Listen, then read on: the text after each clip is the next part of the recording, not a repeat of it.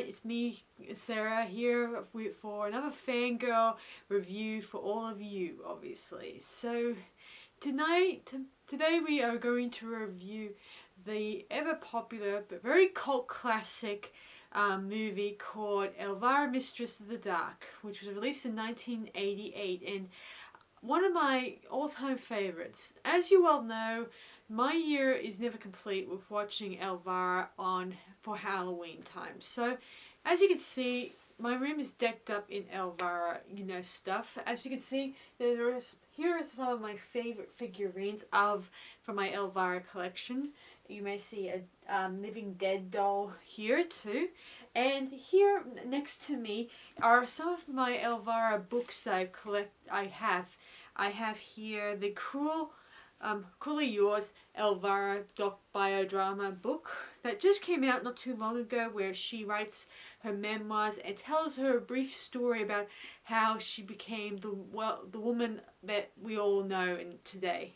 I also have a comic book here that's also has Elvira illustrations in it and really good stories to do that are very fictional and very funny and cool. And as you can see, I'm wearing my favorite Elvira t-shirt, and I also have some other Elvira dolls coming on that I've ordered off not too long ago. So I'm happy. As you can see, I am a fan of the Elvira, persona, and who can blame me? Because she has a lot of interesting qualities. And not just a great set of legs and set of boobs or whatever, but she is very witty, smart, with a great way of, when she does movie Macabre, she has a great way of bringing energy to a room, and I couldn't be happy that she does such a great way of showing that energy in her TV appearances. I also had the fortunate to get two Cameo videos I got from her that was worth every penny, and I'm really happy that I got them from her, and I can't part with those, and I treasure them every time I rewatch them every so often. I also have watched her other TV appearances where she tried to make a TV series for herself, but it turns into more of a TV pilot movie, and of course it's in Elvira, but I still would have loved it if she actually made a TV series more than ever, where she gets up to mischief and starts, causing a bit of trouble here and there, which is even more fun. Oh, my favorite thing I like about Elvira, or Cassandra Peterson, that's her real name, Cassandra Peterson. I love that she has these quick liners that really catch us off guard and get us either in stitches, as you can see. This is a bust! No, this is a bust. If they ever ask about me, tell them I was more than just a great set of boobs. I was also an incredible pair of legs. What's this supposed to be, Chris Brown's basement? Where am I? Hello, Elvira. You don't know me, but... Yeah, you're Miss, Hey! You looking for a lawsuit candidate, sister? Yep, before you know it, we'll have you flying around here in a pointy hat and a pointy bra. Well, I never. Yeah, and you never will with them soup cans on your head. Well, our second show is just a memory. We shopped, we stabbed each other in the back, we laughed, and we cried. We laughed at people who cried. And I'm so happy that you're fans. You obviously have good taste. And I know I was a big influence on you, I've heard. I hope it was a bad influence. Before I start the movie, I thought I'd take a minute to dip into one of my mail bags. Which is funny, because I'm best known for my female bags. Bloody Mary. No hard liquor served past 8 o'clock. Do you want a virgin? Maybe, but I'll have a couple of drinks first. On Elvira! Kiss him! No, I never kiss a man who smokes. 20 minutes to find 2 outfits? That's plenty of time. All you gotta do is find something no respectable girl would be caught dead in. And remember, girls, less is more. Revenge is better than Christmas. Oh man, they were so hilarious whenever I think about those funny one-liners, especially movie Macabre and this movie, as I'm going to show you very shortly. So let's just dive into it, shall we? Before I get more excited about it. So the story begins where Elvira is propositioned by the new producer who's practically being a grope monster, and she kind of knocks him flat on his rear.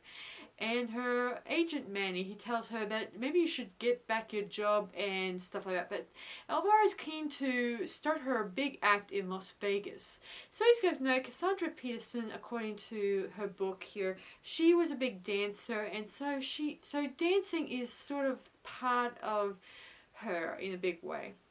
And anyway, but unfortunately for Elvira, she has to cough up such a big amount of money to invest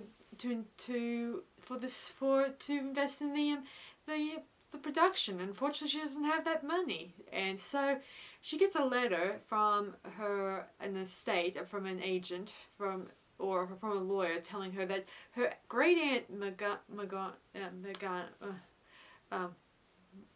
whatever her name is, has just died and left her in a fortune, or at least left her in a will, and wants her to come to Massachusetts for the reading of the will. So Elvira sees it's a great opportunity. She'll get lots of money.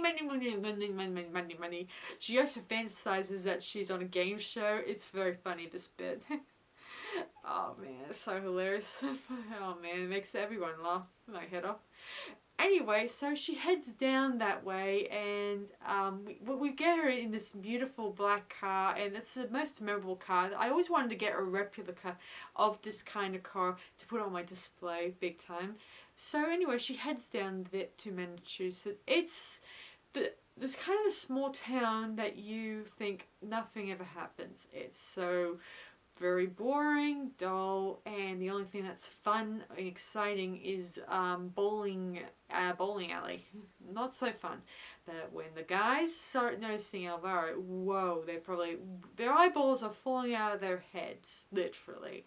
But the adults like Chesty Pariah, who's the mayor of the town, kind of doesn't like Elvira very much. Almost some of the adults in Massachusetts don't really like her, and they think that she's draws attention mostly because of her appearance and her exquisite beauty and stuff like that, and her very bad attitude, which is very funny to watch. Well, I never. Yeah, and you never will with them soup cans on your head. Anyway, so she attempts to get some of the guys' engines running here, and then she actually meets another girl who some of the teens like her, obviously, and one of them is named Robin, and she's a nice little girl who has to live with her grandparents, who own this nice hotel, not so nice hotel, and has to put up with her nasty grandma who doesn't like her, wearing makeup and sporting radical clothes. So anyway, later on, Elvira goes to the lawyer, and there she meets her Uncle Vinny, and her aunt's maid servant and her driver, who also have their names mentioned in the will. Funny, this part. So anyway, both the maid and the butler, they get at least a lot of money and some bits from the will, and Elvira gets the house, a cookbook, and her aunt's dog Gonquin, I think it was, or Gonk as we call it. And Elvira is less than thrilled about this, as you will soon see. Cash! Where's the furniture? Where's Bob Eubanks? And anyway, so you can see that she's not really too thrilled about it. Anyway, Elvira is less than thrilled about this, but then Vinny approaches her and tells her, I will pay you $50 for the cookbook. And she says, sure, I'll give it to you. I'm willing to, you know, for $50. I'll do anything for $50. I'll stand on my head and eat a bug, sort of thing, like that attitude. That's what I like about Elvira, her and a witty attitude. So she goes to the house, and the house is, wow. It's like looking at the Munsters or the Addams family's house. A total wreck. And I can't believe that Elvira doesn't even like this house. It looks so creepy and cool. She meets Algonquin, and she does a makeover on the poor little pooch. And I love the makeover part. It looks so very punk rockish. I love the punk rock that she puts in this scene. And she also meets Vinny, but the dog actually takes the recipe book and hides it, obviously. And of course, she says to Vinny, "Don't worry about it, I'll find it eventually." And of course, later that evening, as she's settling in for the night, she is about, and there's some funny bits in this part where she's approached the mirror. It's kind of funny, the part where she's just, Mirror, mirror on the wall, who's the most drop-dead gorgeous one of all? Oh, you're just saying that. Anyway, some boys want to take a few photos, but fortunately enough, Elvira sees through this and scares them away with her green face.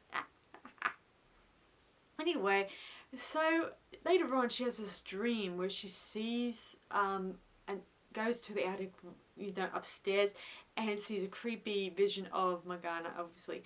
And there she, later on the next day, most of the kids, local kids in the neighborhood, help her fix up the place, all the while playing loud and radical music and as we go along. And Robin's among them, but she's shooed away by her grandmother and her grandpa.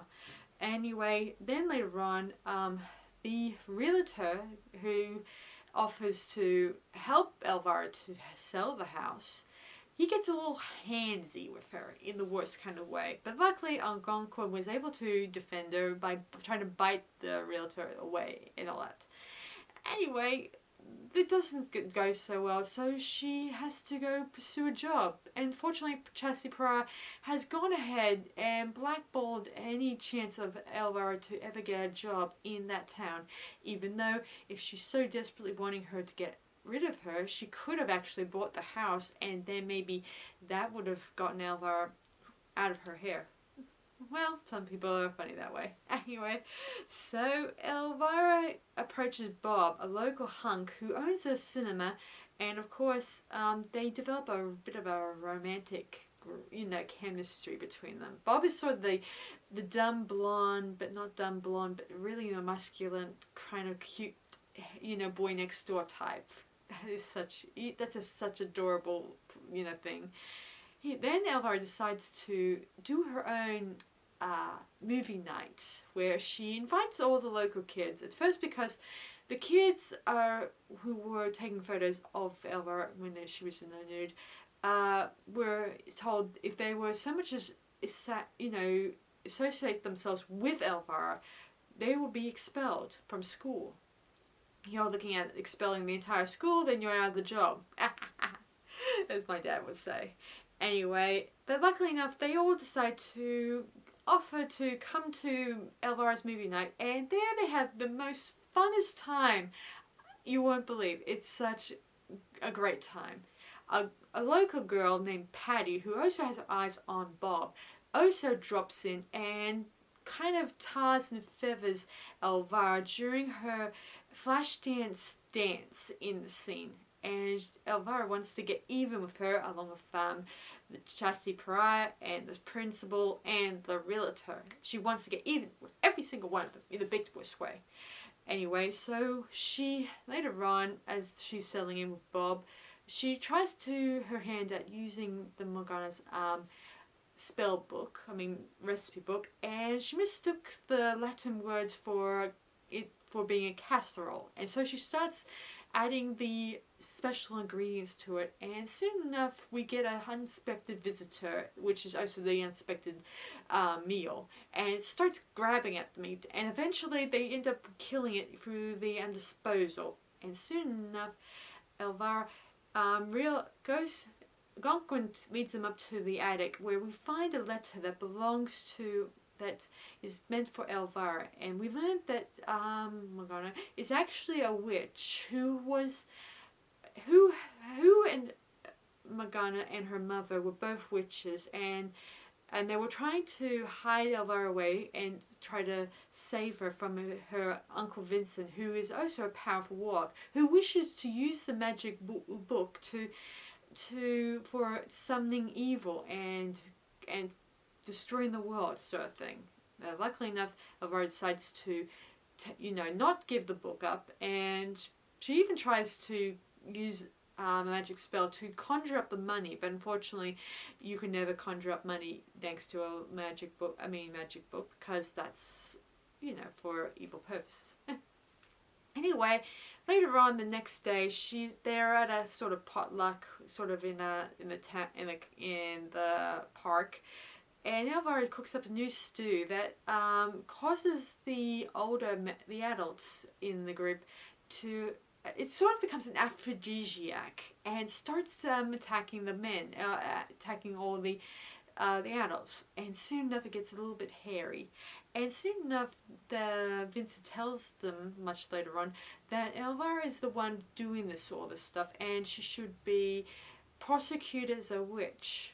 And of course, Elvira is arrested and taken to jail, and as they proceed to make a bonfire for her and Algonquin, Bob goes to her house to try to get the book, and of course he gets attacked by Vincent's minions, and then he somehow gets the book. And then when Elvira's about to get burned to death, she remembers the ring that she had when she was a kid, and uses it to summon rain. And then as the rain falls, the fire is taken care of, obviously, but soon enough Vincent appears and is in the most goriest makeup I ever did seen, and well, blimey, I can't believe how gory it was. Anyway, Bob and Algonquin tries to fight him off, but unfortunately they get taken care of, and it's up to Elvira to fight him off.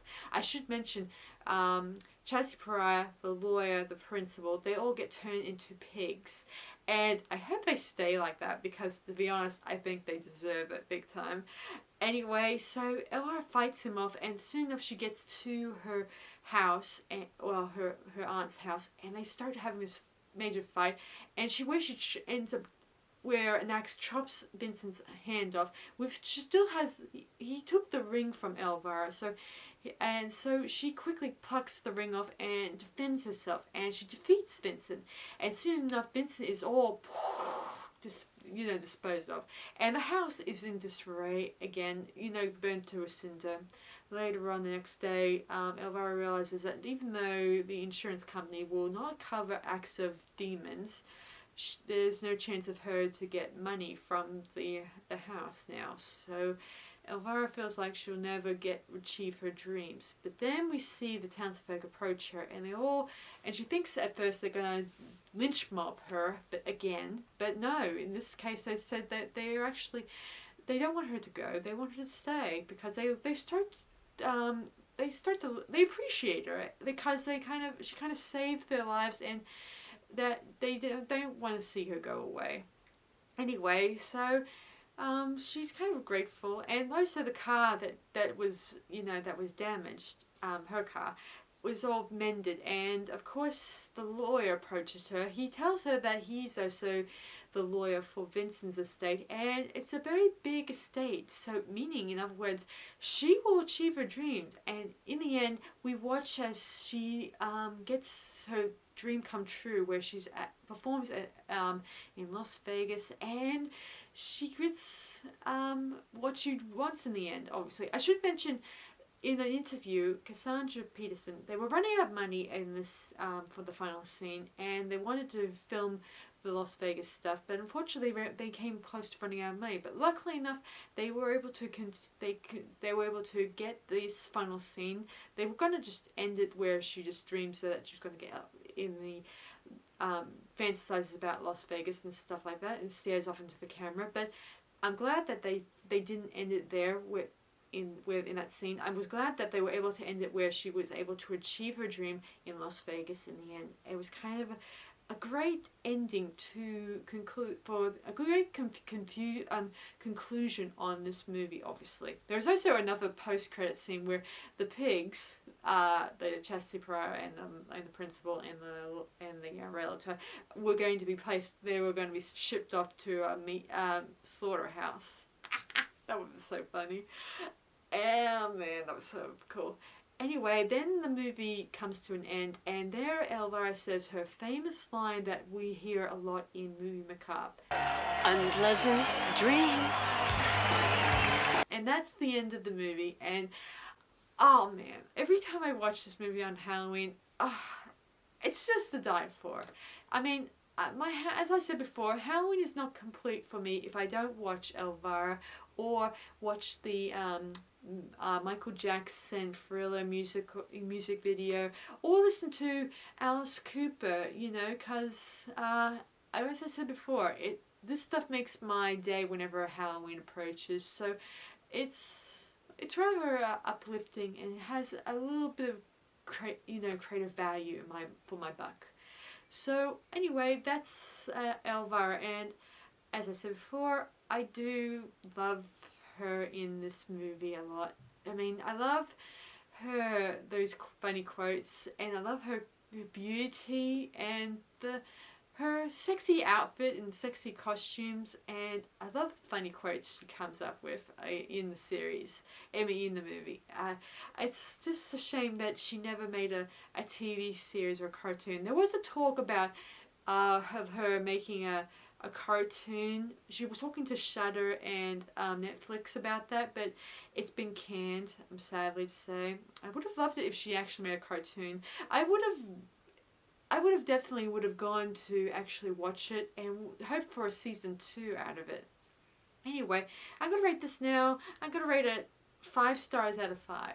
So it's really great to watch it. So be sure to check it out, guys, especially on Halloween. I highly recommend it to all of you guys. So be sure to check it out and let me know in the comments what you guys think of it.